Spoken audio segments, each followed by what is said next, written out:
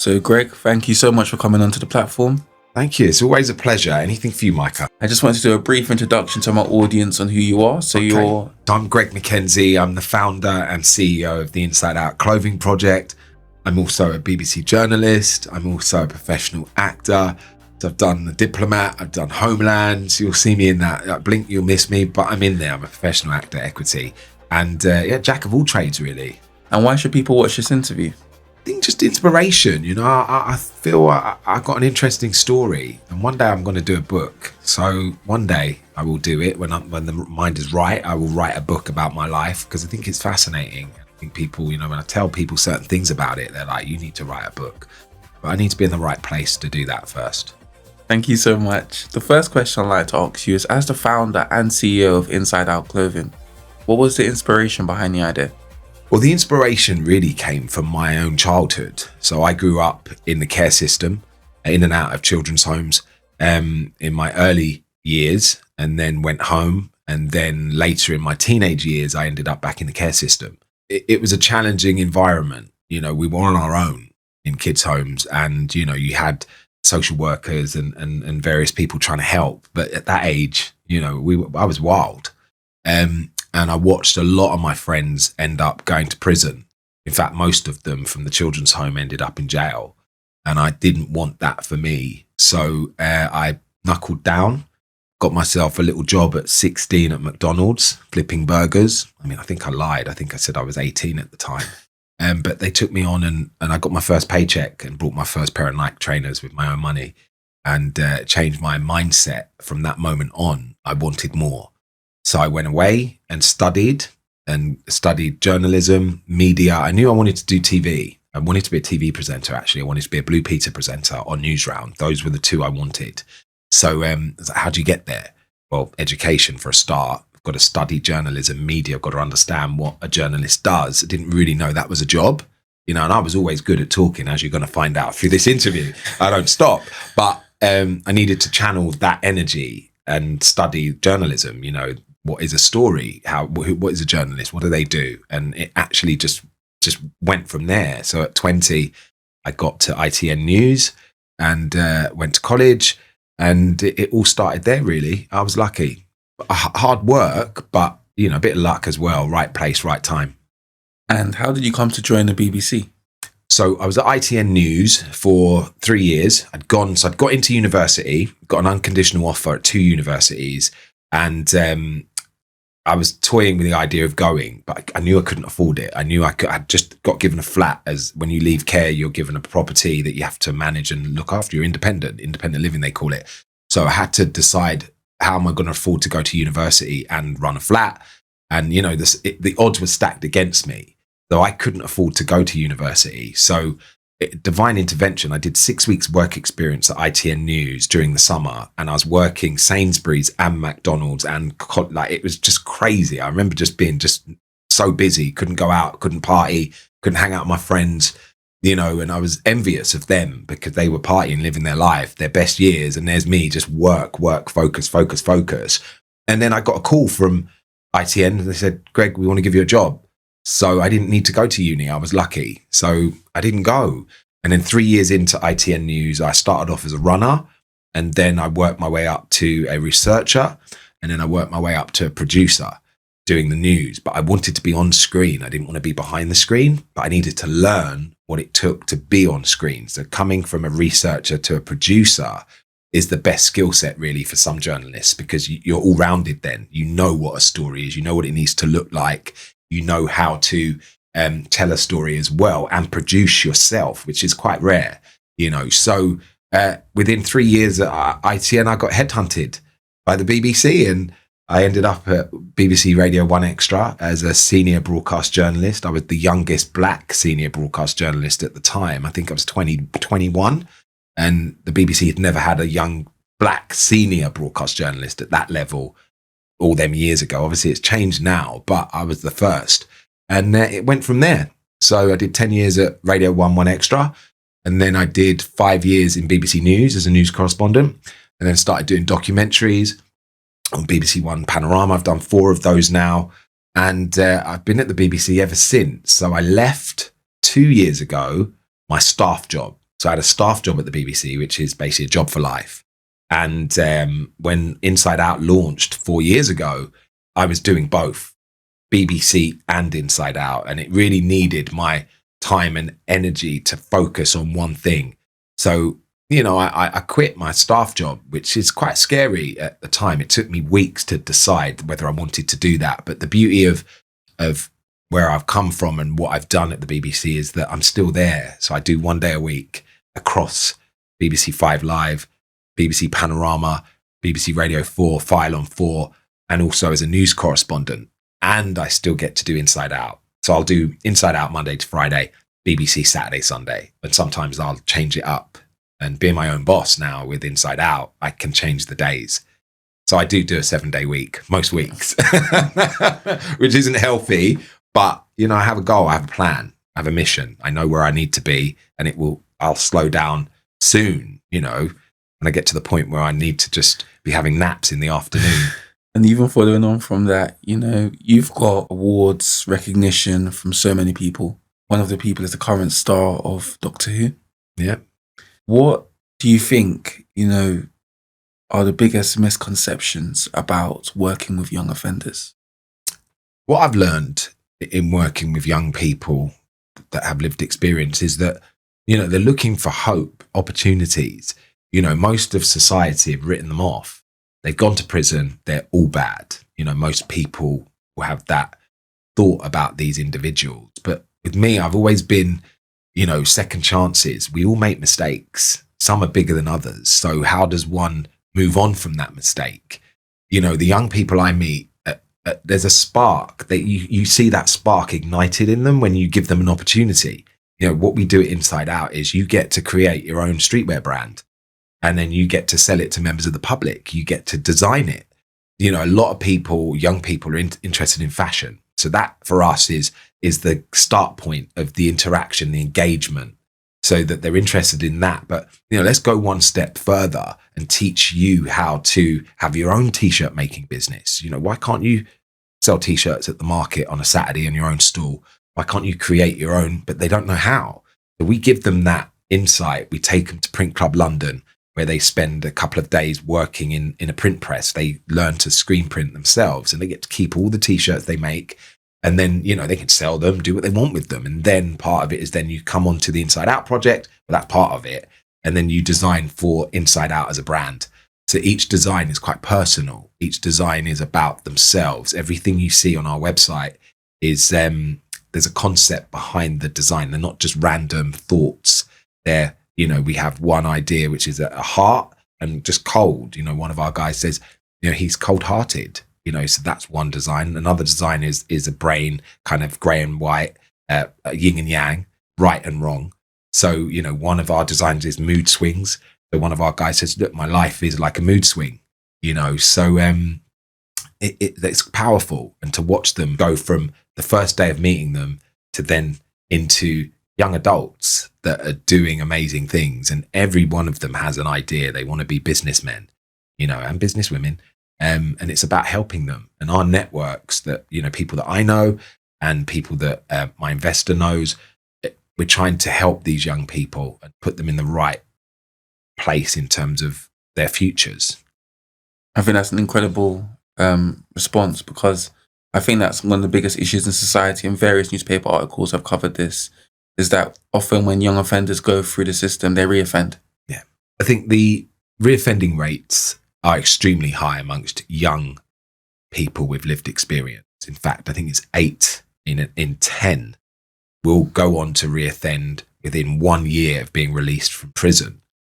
And in part, that's due to lack of employment opportunities and lack of other opportunities. That they get out of prison having been 2 years, 3 years in jail as teenagers. They get into their 20s, they're then released. Well, what do? Some don't want to do regular jobs, don't feel they can or want to. So in part, it's not just, the system. It is the system, but it is the individual too. What opportunities is out there? Many of them have entrepreneurship ideas. They want to make their own businesses. They just don't know how. And there's no outlets for them to go. There are programs out there, You know, there's different charities doing work. There's different community interest companies like what we do. I mean, we can only take on 10 people a year. You know, I want to be able to take on 100 and change the mindset of all of those 100 people that join us. But we're small and we're building, you know, inside out. We'll be in every city soon, you know, maybe next year, the year after. But I think if I can help as many as possible, we've helped about 30 young people now. We've only lost one that's gone back to prison. So out of 30 young people, I think we've done pretty well. Yeah. And it's simple. It isn't, it's opportunity. It's work. It's taking them to events. It's showing them life. You know, we go to museums. We were at an amazing event only 2 months ago, the Black Powerlist. You know, we took our young people to that. They're in a room with the country's, you know, most influential Black people. And they're in that same room. That energy, you can't buy that. You know, and to see their faces, you know, we all had to wear suits and we all dressed up and we was together as a team, as a family. And I'm hoping those kind of experiences will change their mindset, because in that room, you were hearing from people that had nothing and have built empires. So if you can inspire and mentor that way, it changes the mindset. And I'm seeing it already with our young people. You know, they want to take on the world and we'll help them get there. And just tell me a bit about the Powerlist. So your experience at the Powerlist. So the experience of the Powerlist is, you know, it's an event I'd known about. You know, it's 100 most influential Black people in this country, and it's you know, they're all successful, all doing amazing things, women and men, and they do a yearly event where they honour and celebrate the top 100 change makers, if you like, in this country. So there's bankers, there's AI tech companies, there's Krept and Konan, you know, they got the baby Nyla product range. They were there. And, you know, you meet all these different business owners. And, you know, to be in that room, you know, I was like whizzing around every table and trying to, and luckily this year we were chosen as the charity of choice. So we were given a little section on the stage. They promoted Inside Out, and there was an auction. And ultimately, the donations from that auction, or the sales from that auction, came to Inside Out. So we were honoured. So people knew who we were in the room, which helped, because I then went round to talk to everyone. I was talking to HSBC, I was talking to Coots Bank, I was talking to NatWest. They were all there. I was like, help us. You know, we want to do big things. And they're like, hey, handshake, card. And then we take it from there. And then you have to then start networking, start emailing, let's meet, let's have a coffee. How can we help each other? How can you help us? How can we help you? And that's kind of where it all begins. And the young people that was with that night were seeing this, because, you know, people were eating and drinking. I weren't eating. I weren't even drinking. I was just trying to get around that room to talk to as many people as I could. So yeah, it was great. It was a great night. Thank you for sharing that. And another thing that I'd like to ask is that recently you did a documentary, BBC Panorama documentary on Chris Kaba. Yeah. Can you just tell us a bit about it and why you felt so passionate about telling that story? So the documentary of Chris Kaba, it all began really when that shooting happened on the 5th of September back in 2022. And it was, I'd interviewed Chris's mum and dad the day after he was shot dead by the police officer, Martyn Blake. And ironically, that was the day that I signed the partnership deal for Inside Out that evening. Wow. So it was all happening at the same time. So as I quit the BBC full time, I'd already committed to following this story through. And I did that. And it involved 2 years, spending 2 years with the family and documenting every kind of milestone, if you like. So every birthday, every anniversary, every inquest court dates, you know, I was there documenting it for the Panorama film and getting the family's perspective on what they were going through. And ultimately that culminated into a 1 hour Panorama special looking at the case itself. So in terms of the case and the documentary, you know, we uncovered a number of failings really in that night of the shooting, and really explored why it happened, why it shouldn't have happened in that way. And we had various witnesses and testimonials from insiders who told us their views on what they thought went wrong that night. And it's interesting because Martyn Blake, the officer who actually shot Chris Kaba, it was reported in the news that he might even be promoted. What are your thoughts on that? Well, there's speculation that he might be promoted. I know that he's been reinstated as an officer following the acquittal from the court case. And I guess, you got to think of it from both sides. He's been cleared, but there's a family that are still without their son, and they want answers, and they want somebody to be held accountable for what happened that night, despite the fact that, Chris may have had a past. It's a very controversial issue and subject. Despite Chris's past, people say, he should not have been shot dead in that way. Had he complied, the police will say, maybe he would still be here had he complied that night. So you've got to watch the film, really, because in the film, we just break it down. We strip it back. We tell you the facts. We tell you what happened, when it happened. We take you back to the scene. And it's difficult. It's a difficult watch, but I think it's balanced and I think it's fair. And we've gone every view. Panorama will not just go down one road. The family are heavily involved in the film, but we still have to have a right to reply for the police. Martyn Blake, we need to find out his story, the officer, and then find out from his colleagues, etc. And you have to marry the two in a non-judgmental, impartial, fair, balanced way. And I feel we did that, but some will disagree. And it's interesting because it's not just the story of Chris Kaba you've covered, but also Pastor Toby of SPAC Nation. Yeah. Now he's now re-emerged in the media. Yeah. So please can you just tell us a bit about the documentary? I did watch it, but all of my audience members that might not have watched it, what are your thoughts on SPAC Nation? Well, SPAC Nation was a film that I got involved in for BBC a few years ago now. And we were getting reports of young people that were being forced to get out loans, forced to go to blood donation clinics and sell their blood for money to give to the church. So we started to look into it. And what I was finding was all these young people were popping up that had traumatizing stories of debt collectors turning up at their house, businesses that had been set up in their names and left with tens of thousands of pounds worth of debt.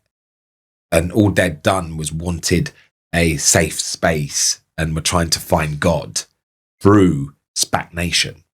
So we investigated and we found that there were some inconsistencies with the accounting. We found horror stories of trap houses and the worst of the worst, really.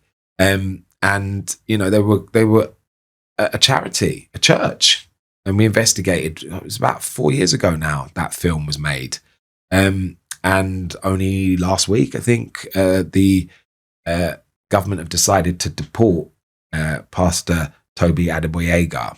And I'm not saying that the film had anything to do with that. This is separate. This is something to do with his papers, and so I'm not really sure why and how it's got to where it's got to. But the film went out, and the Charity Commission did investigate SPAC Nation, and so did the police. But I think this case now with Pastor Toby Adegboyega being deported is separate to all the other issues. That is to do with a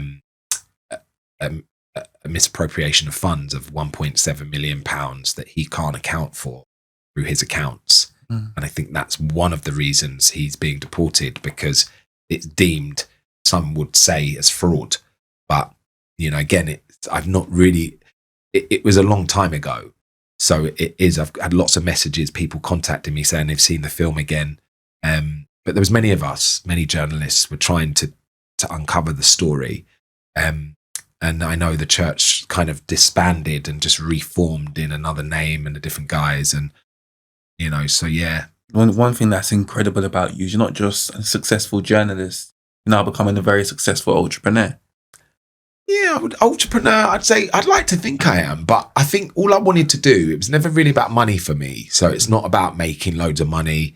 It's about getting a business that is sustainable and can run itself. So at the moment we have an investor, but, I can't rely on his money for the rest of, time. We've got to make this sustainable. So we need grants, we need sponsorships, we need people to invest in the company so that we can continue employing these young people, that we can, and it works. We sell clothes. The clothes do help towards the sales in terms of the sales in the shop, the sales online help towards paying the guys' wages. But it's not enough because a shop is thousands a month, business rates, thousands a month, the lights, the electricity. So the shop, yes, it runs at a loss, but the opportunity, it outweighs that. The 3 months working in the shop, because we're only a pop-up, is incredible. And they turn up, they're there, they're working there right now. That's really encouraging. And what skills do you learn from journalism that have helped you as a CEO? I think I'm still learning, but I think journalism, as a journalist, you're always trying to get the story. You're always digging, you're always researching, you're always finding. So I think there's transferable skills in that respect. But I think, I'm still learning. I don't see myself as a CEO, even though I am. I don't see myself. I'm not a boss man. I don't like boss. We're a team. So yeah, that's my company. I founded it. It's me, it's mine, but it's not, I don't wear that on it's mine. We're a team. I can't do this without our investor. I can't do it without our young people. So I have the idea, so let's work as a team collectively to make it happen. I want to be in every city, inside out in every city, Birmingham, Manchester, Liverpool, and as far wide as the States. I have visions. I want to take the guys to America, and we are going to do that. Just don't know when. So I'm putting it out in the universe now. I'm a believer. You put something out there, it will happen. Also, one thing that's interesting is Pierre is your investor. He's the founder of Jellyfish. How helpful has he been in helping the project to become what it is now? I think Rob's been incredible in terms of just watching and learning from him. He's a successful CEO. He had one of the largest companies in the world with Jellyfish that he created from scratch. And, to have an investor like Rob is not only an investor, he's my mentor. I watch what he's doing and I listen to what he says in terms of running a business, because we are a business. We run a business. You have P&L, profit losses. You have, CRM sheets, databases. You need stock take, inventory, company's house. You need accountants. There was so much I didn't know about that I do now. I know everything about everything in regards to running a business. And some of it I like, I shy away from. It's not, I'm a journalist, I'm a creative, so the business side of things, it's a learning curve, steep learning curve that you have to learn, because you need to know where the money's going. Where did that go? Why did that get spent on that? You've got to be across everything. But then you have a team around you that help manage that, which I didn't have in the first and second year of Inside Out. So now that Rob's on board, I feel I've got a lot of support in terms of where we're going. And I needed that because it wasn't feasible for one person to do everything. And I'm talking everything, from online to setting a website up to finding the young people to be on the course, interviewing them. Then you've got to meet their probation officers. You've then got to, who was collecting all this data? Where does it live? Where does it sit? There's a HR department now we have, so contracts, the guys are given contracts, who writes those, who legally does that. So all of this infrastructure Rob has now built around the company. Wow. So he's helped me do that. So now we can only but fly. Mm-hmm. It has to be successful, and it will be, because the dedication is there from me. That's really great to hear. And what are your expansion plans for Inside Out next year? Micah, I want to be in every city. I want to be in every city, because I think every city needs an Inside Out. There are 50 odd prisons in this country. And, offending rates amongst adult populations, not as high as the younger population. But if we hone in on the younger generation, they need hope and aspiration. They need role models, mentors. And this is the way that we're seeing that through the company, through Inside Out. It's changing lives. We got 2 of our guys are now at university. One studying fashion and design, another one studying business. And then you've got a few that are now doing their own t-shirt making businesses. We employ 7 of them at Inside Out, and it's great. I think we're going to see some future leaders within our project. That's really, really encouraging. And it's just inspirational how you've taken, so an idea that's so positive and turned it into a social enterprise, which is why we'll probably call Inside Out clothing. Yeah. Inside Out clothing is an enterprise. It's an idea I've had for years. It's funny because I'd always had the idea. I wanted to create a prison clothing brand, but didn't know how. I'm like, I'm just a journalist, who am I? So I was on a council estate 4 years ago filming there was a triple stabbing on the estate. So as a BBC News journalist, I rocked up there with the film crew, and boys on the estate came running down like, what are you doing here? Go away. You are not wanted. Hey, I grew up in the care system. I grew up on these estates. I kind of get what's going on. I understand it. Like, talk to me, tell me what's happened. So they did. And then at the end, when I finished, they said, you happy now? One of them comes right up into my face and says, you happy? I'm like, excuse me? He says, what are you doing? What are you doing to help us? And that was the light bulb moment right there. And I thought I was doing enough telling Black stories in my community on the BBC, but I realized, no, it wasn't enough. You've got to do something else. So then that day, the next day, called the Ministry of Justice. Today it's Greg from the BBC. I got this random idea. I want to set up a prison clothing brand. What do you think? And they said, Craig, that's an incredible idea. Go and find a prison to team up with. That's where the story began. And I called Felton Prison the next day. And I was in there a week later chatting about launching a fashion clothing brand. And it started from there. And I think that even before you got all of the recognition that you did with Inside Out and before Pierre, you had like many challenges even before.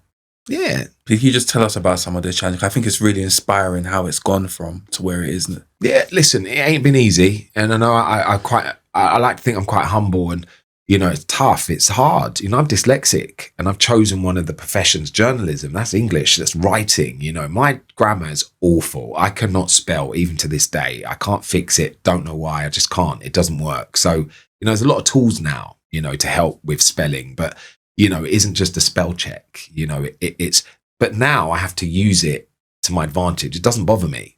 I can't spell. And if you think I'm stupid or dumb or whatever you want to call me, which I've been called many times by bosses in certain corporations, you just have to have thick skin. I know why I'm dyslexic, because I'm a twin. I couldn't talk till I was 6. So I lost those early years in terms of the mechanics of words and lettering. So I know that's where it stems from, but I can't change that, but I'll work with it. And, I remember going for a job once when ITV Daybreak launched many years ago. It's changed now. It's called Good Morning Britain. And I emailed the editor and said, oh, hi, it's Greg. I want to come over to Daybreak. And I spelt Daybreak wrong. I spelt break differently. There's a different, I can't even spell it now, B-R-A-K-E. Anyway, he outed me on the email return and said, anyone that can't spell Daybreak isn't coming to work on our show. And I thought, wow. So that's a minor thing. I don't know why I mentioned that.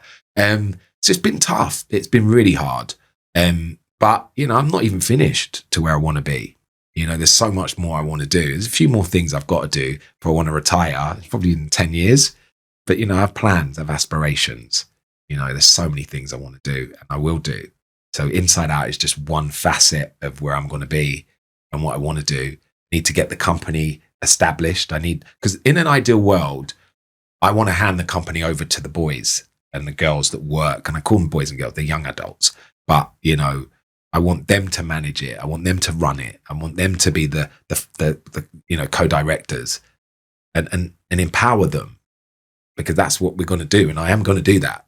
And then I'll always be Inside Out. That's my baby. But I think the dream is in a few years, I want to train enough of the young people within the company to run the company. They can experience, life as a co-CEO or co-founder or co-director. Why not? And it's just very incredible, because even when you talked about when you being dyslexic, I particularly wanted you to talk about that, because when you look at people like Richard Branson, you don't realize that he's dyslexic. Yeah. It's just, dyslexia it's one of them things, because people think, oh yeah, you're just lazy. You're lazy. It's not. It really isn't. It's mechanics of words. I don't understand it. And it's ironic because I didn't get diagnosed with dyslexia until I was 19. So in school, it got missed. I was always told in school, you're just dumb and lazy. I was a chatterbox and I always told stories at school. So I knew I was good at something. But it was diagnosed at 19. And I remember writing to the Prince's Trust, which is the King's Trust now, and told them I'm dyslexic, and they gave me £200 towards buying a dictaphone to help me in my journalism. So I always remember that, because that was the beginning. I bought a dictaphone with the money. I had a little tape recorder. So I'd go around thinking I was, a journalist, like local newspapers. I got work experience. Then I'd run around, it's Greg Mckenzie, I'm the journalist reporter. And I didn't know what I was doing, but I had this little recorder and it helped. And then you just have to, writing is even now, I've got to write programs and projects, emails, letters. You have to write to contributors, or you're trying to get funding. You have to write letters and bids. So I have people now that I can check. People will check my work within the company. So that helps. I'm not worried. I kind of wear it proud. There's nothing I can do about it. I make it work with me, and it's not my problem. It's theirs. And one thing I would also like to draw upon is that what motivates you to help so many people? Because even before Inside Out, you helped people like Ricardo P. Lloyd. You've helped me. Yeah. You know what, Micah, in life, it's always treat people how you want to be treated. I come from humble beginnings. I come from pretty much nothing. We weren't rich growing up. My mum struggled, single parent family, and there was 4 of us. So, she did amazing to get us to where we've got to. And, I think that it's all about, I don't want to say giving back, just help each other. You can help me, I can help you. Let's do this. That's kind of it, and sometimes it doesn't have to be a transactional thing. Do something nice. I enjoy helping these young people because there's nothing, you can't buy that. And watching them when we launched the first ever project, and the shop opened and there was this hype. It was their shop.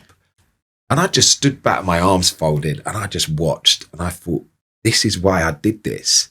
And they're like, thanks, Greg. I'm like, "No, don't worry about it. Like, this is good. Just want them to be successful, and because I think growing up, in even with careers advice, I was always told, what do you want to be, Greg? Like 15. I'm like, I want to be a TV presenter. No, come on, Greg. What do you want to be? I'm like, a TV presenter. And they're like, that's not a job and it's not full time. I think for you, probably you're lucky if we probably work in a supermarket. And ironically, I did. And I did work in a supermarket and I got promoted within 6 months. I was a customer service manager, on the tannoy. That's like staff announcement, in-store cleaner to till free, in-store clean. And then the lady come up, she says, you should do radio. And I'm studying media. Like, it was just, but it wasn't enough. It wasn't enough for me. And they offered me a company car, a suit. It's great. But I want to create. I like creating stuff. I don't know why. I've always been a creative. Ideas. And sometimes at night I'll wake up. I have a pad at the side of my bed and I'll write a note of an idea. So, something will come to me. Like, okay, follow that up in the morning. And then I'll quickly scribble it down. And I'll wake up and go, that's quite a good idea. Some of them ain't. Some of them are like, I was definitely in a dream. But I think, I just want to create and help and share that knowledge. That's all you can do, really. And that's all I want to do, So see what happens. And this Christmas, people will be spending billions of pounds on buying clothes and stuff. What would be your pitch to those people who might be considering buying Inside Out for their children this Christmas or their family members? Listen, buying from the Inside Out clothing project is one of the best gifts you could probably give someone because, not only are you helping our project, you're also helping the young person that created that design. All of our designs and all of our products, the young people get a commission on every item that is sold from their range. So, it's not only helping them, but it's helping us and carrying on the project, because we're a pop-up. So our shop will close on the 3rd of January, the pop-up shop in Westfield, Stratford. And then we're looking at Oxford Street for 2025 and potentially Birmingham later on in the year. But online will still live. And all of our activities behind the scenes will still live. We've just signed a contract with a prison in the UK to begin a T-shirt print course once a week. I can't really reveal too many details, but the guys will manage and run that. So that's employment for them straight away. If we can do more of that, then the guys are going to be busy away from the shop. Because Inside Out Clothing Project isn't just the shop. There's so many things behind we do. You know, we go into prisons, we do workshops in jails. You know, our guys go back. Some of them, for the first ever time, go back for the day and work with other young people that are currently in prison. And that's powerful, because one of my guys said, he said, you know what, Greg? It's so weird that I'm coming to this prison and I get to go home at the end of the day. And some of them are so conditioned. Like when we were at our first training course, like the guys would used to loiter at the door at the end. You'd say, guys, we're finished, you know, like, go, you know, do your thing. And they'd just be there and you'd be like, guys, you can go. Like, oh, we're waiting for you to open the door to let us out. But the door was open anyway. So they're conditioned from being inside prison. So I don't know what the solutions are, because some people will say on the other side, well, prison's there for a reason. They need to be punished. But okay, there's that. But then you've got to rehabilitate, because eventually those young people will be released from prison. And then what do you do then? Here you go, locked up in a cell 20 odd hours a day. And all of a sudden, go get a job, go and integrate back into society. You've been shut out for 3 or 4 years. That's why the reoffending rates are so high, because these young people don't know what to do with themselves. And there's no outlets. And once you pass 21, you're an adult in the eyes of the justice system, potentially, in terms of what programs are out there for you. A lot of them are catered to the under 21s. So what have you learned about yourself operating as an entrepreneur? Oh, do you know, that's a really good question, Micah, because I've kind of rediscovered myself in a way, you know, because in journalism, Monday to Friday, I was gung-ho on getting the story, finding the contacts, going and doing stuff away from work. So, you know, there would be a shooting or a murder, and then all the news networks are there that day, the Monday. And then Tuesday, the story's gone. It's away from networks. I'd go back and interview people and find the families and then get the story and kind of do that. And that was my life. Got to get the story. And it wasn't got to get the story. It was, I was passionate. It's almost like as a journalist, you're always switched on. There's a story that's a possible story, and especially injustices as well. You know, if anyone's been wronged, you know, I'm always the first to want to get to the bottom of it. You know, whether it's a housing story, whether it's a council that are, you know, throwing out evictions, or I always like to find stories of kind of the little man taking on the big man, you know, the David and Goliath type. Sometimes it isn't like that. Sometimes it's quite straightforward. So I'll always have that in me. And I don't know where that just, it's instinctively, I've trained myself to become that journalist. And I'll always do that, even though I'm doing Inside Out, because it's what I know. It's my comfort. It's my work. As for a CEO, it's been challenging. You know, there's times I've thought I've wanted to quit, many times. I can't do this. I don't want to do it. I just want my easy life back as a journalist. But then if I do that, then if it was easy, everybody would do it. Mm-hmm. I recommend doing it, but you just have to have real determination, because if I walk or quit, then I've undone everything I've just created, and I can't do that. So that's what keeps me sane and keeps me going in terms of being a CEO and a businessman, because that's kind of what I've turned into. But I want it all, Micah. I don't want to be one-dimensional. I don't think I ever will be. I want to do it all. I'm greedy. But it's incredible, because I've even looked at some of the clips of, you know, you doing Inside Out interviews, and it's just like when you see the dynamic of the way how some of the young people look up to you. Yeah, they're cool. You know, I find they're all family to me. You know, I don't have kids yet. So I think, you know, I like to think, you know, how would I be if I was a dad? You know, not that I treat them like a father-son type thing, but I think, you know, how would I be as a father? So I'm using this as parental training, maybe, for when I have teenagers or when my kids get to become teenagers. How would you deal with them? You know, how would you manage them? And that's kind of how I see it. It's kind of, yeah, I don't know. So it's like a little family, really. Thank you. And I'd also like to ask, what advice would you give to any young person that wants to like do a social enterprise like yourself? Listen, do it. Reach out. Contact us. You know, our email is hello@insideoutpjt.com. And, you know, we're always happy to give advice. You know, we recruit once a year. We take on 10 young people. So later on next year, 2025, or this year, 2025, depending when you're going to put this out, you know, our doors are open. And if I can help or put you in the right place or, you know, right person to talk to, then I'll do it. If it's an email and it just be quick ping thing, I'll do it. You know, if it's more, you need more of my time, then we have to plan it. But, you know, let's do it. I think, you know, it's always, there's people out there that have got ideas.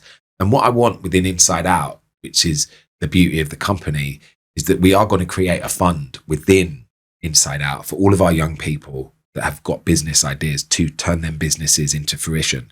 And it'll be their business, but we will guide and mentor them. I want them all to be successful. You know, our guys have got so many ideas for businesses. I'm not going to say any of them, obviously, but they're switched on. Just don't know how to get there. Don't know how simple actually setting up a company can be.